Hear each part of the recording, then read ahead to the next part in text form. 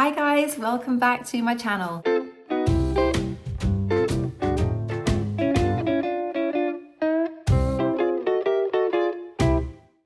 Last week's video, I felt like I just blurted out everything at you, and I think I just wanted to give you an overview of what had been happening and why we've been so quiet for the past 2 years. And it has been a lot, but we are coming out the other end. Whose birthday is it today? Mine. How old are you? You little cutie.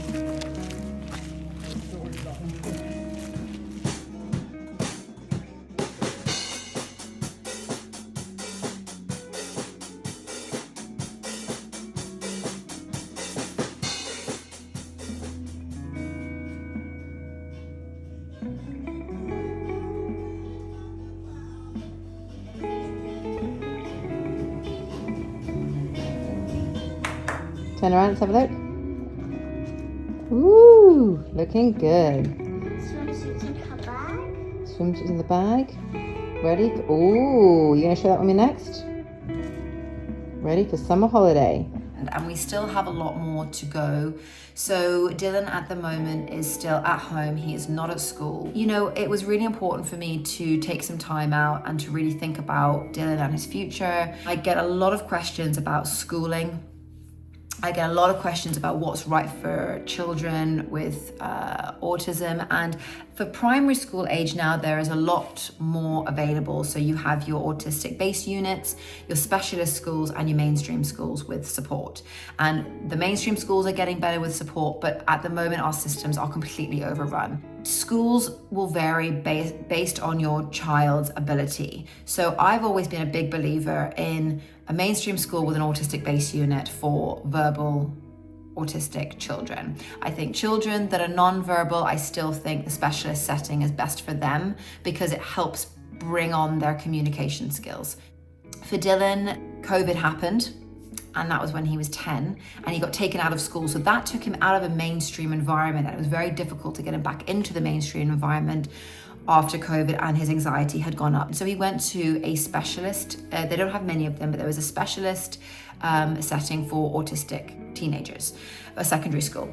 And it was great for a few years, but obviously every child has different abilities, and some of the children in his year had other difficulties at home, and basically they decided to just go for Dylan. And the difficulty with this is that child doesn't know what he's doing, but Dylan doesn't know that that child doesn't know what he's doing, so you don't understand it. So for me, the best thing I thought it was to take Dylan out. What I didn't realize is once I took him out, I had no other option to him to go to. So if your child is struggling in an autism base unit or a special needs school, don't just take them out, because you have to know where to send them next. So the school were very good at sending a teacher around to check in on him once a week, which was fine, but taking him out of his routine made his world get smaller. With no schooling, being at home, I tried my best. We were going out and doing things.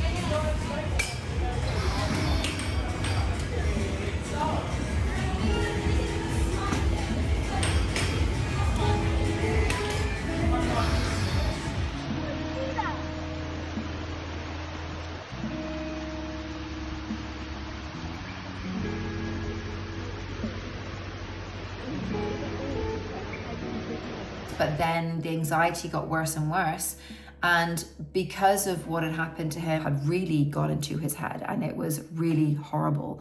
And how do you try and explain that to him? And it was like, I tried to explain it, we did social stories around it, but nothing was really going in, and he was just crying. And he said, I don't want to go out, I'm too scared, I just want to play games, this makes me happy, this makes me happy. So of course I wanted to do whatever made him happy. So I was like, okay, sure, you want to eat in your bedroom, that's fine. You want to play games, that's fine. You know, so, but what I didn't realize is I thought by just giving him everything that he wanted, it would help him, but in fact it made his world get smaller.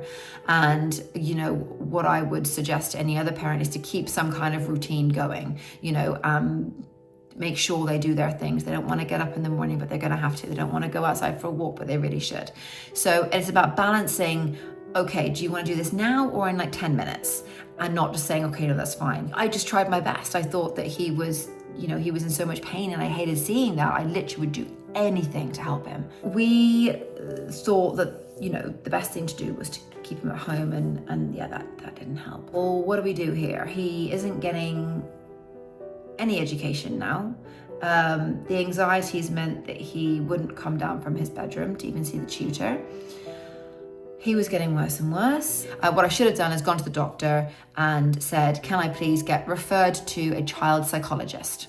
Well, I went to the doctor and they said, we'll put you to CAMS, the Child's Mental Health Services. And I thought, okay, that's the best thing to do. And then I thought, well, I'll finally get to a child psychologist eventually. But they kept sending practitioners around, someone else and someone else and someone else. And of course, it takes months for anything this to happen. So if your child is struggling, the number one thing I would say to do is go to your doctor and say, I want to get referred to a child psychologist. If they try and refer you to any of the services, say no.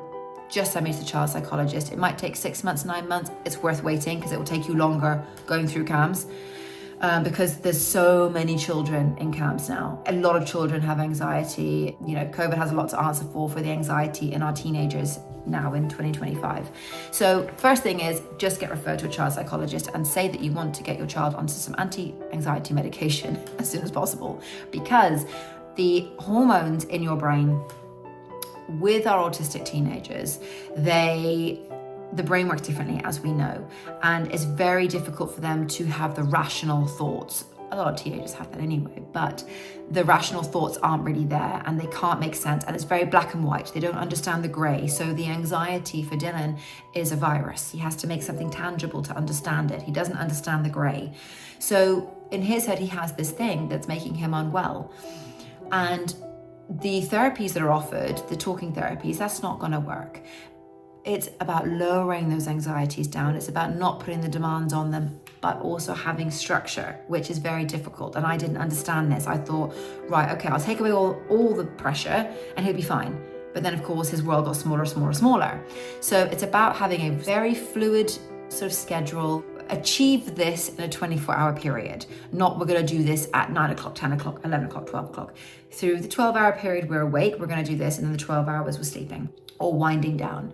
So having a little structure is going to help. Keeping some education in that's going to help, whether that be reading with them, being outside, going out to nature, whatever it may be.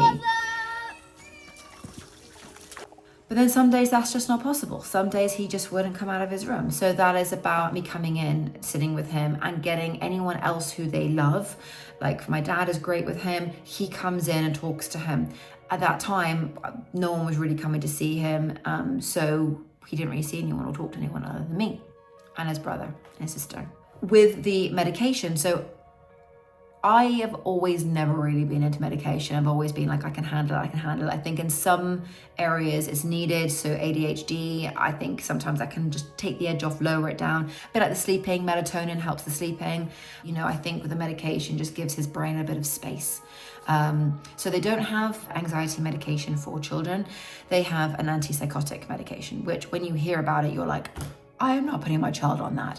But it's a very, very small dose. And it just literally, like I said, just takes the edge off. I think as well, when your child is in crisis, think about it like a wave. So you can see them going up, up, up, up, up. And a lot of times when they're on that up, you're going up because you're going, oh my God, this is terrible. And you're going up, and it just crashes.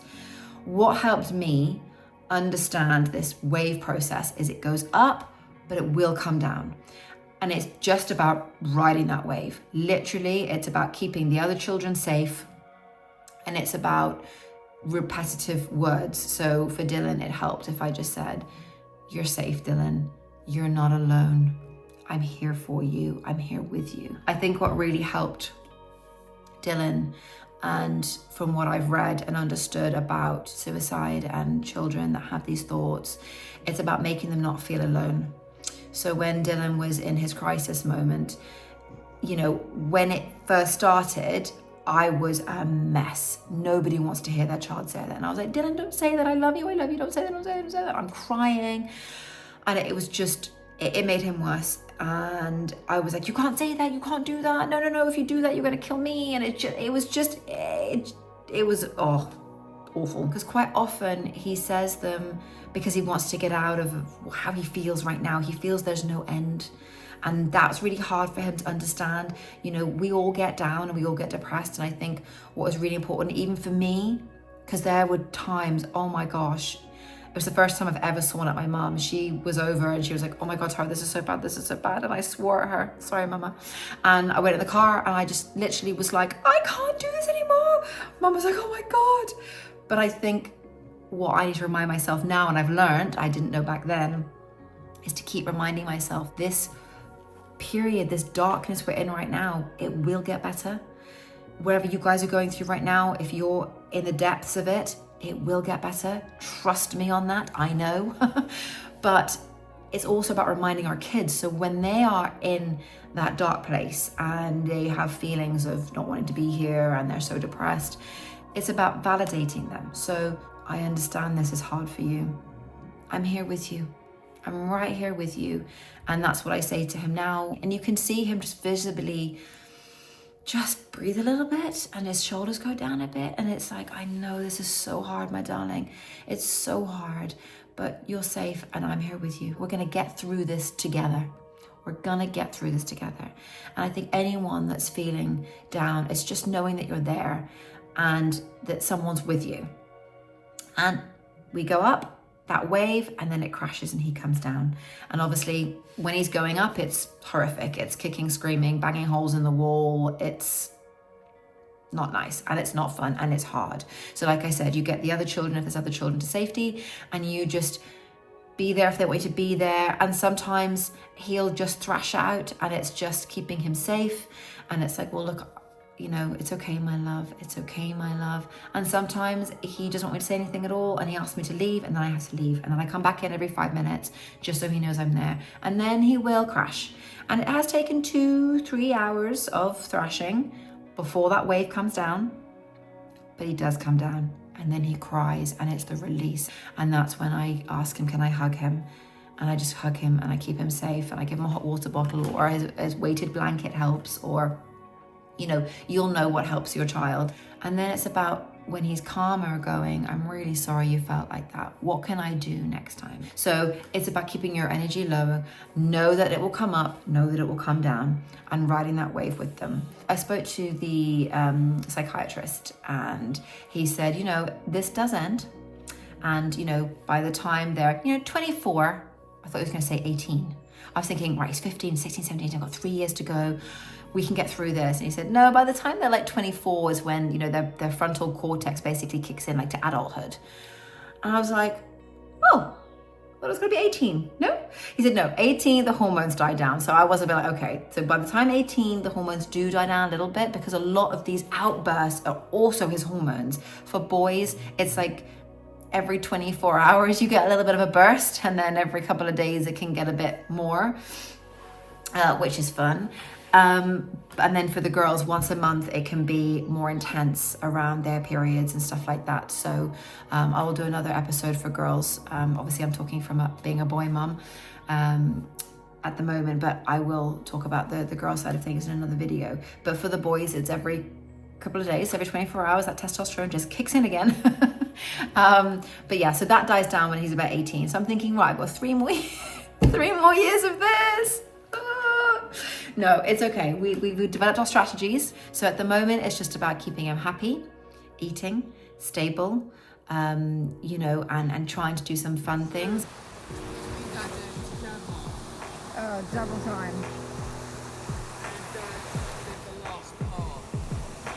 He's good at doing that.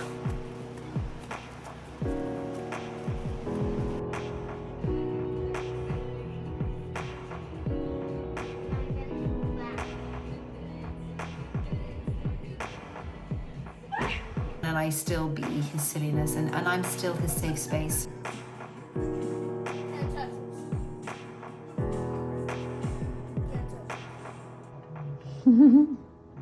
He still loves my tickles. He still loves when I kind of hug him really tight, which is really difficult because he's almost 6 foot now. So I'm 5'8", so he's a bit taller than me.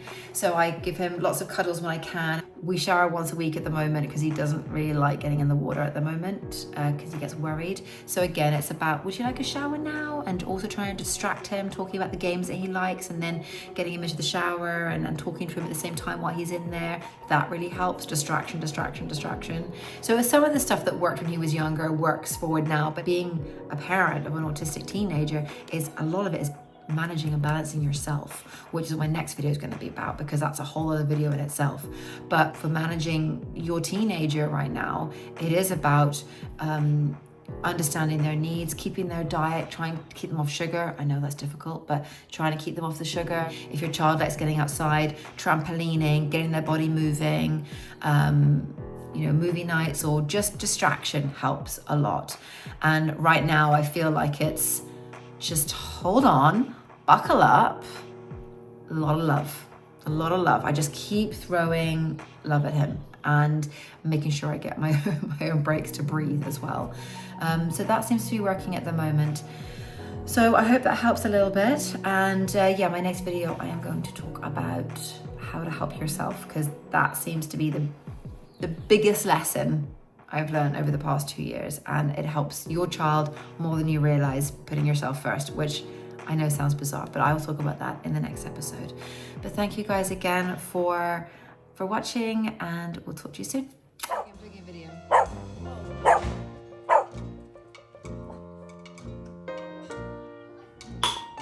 Oopsie. I knocked some.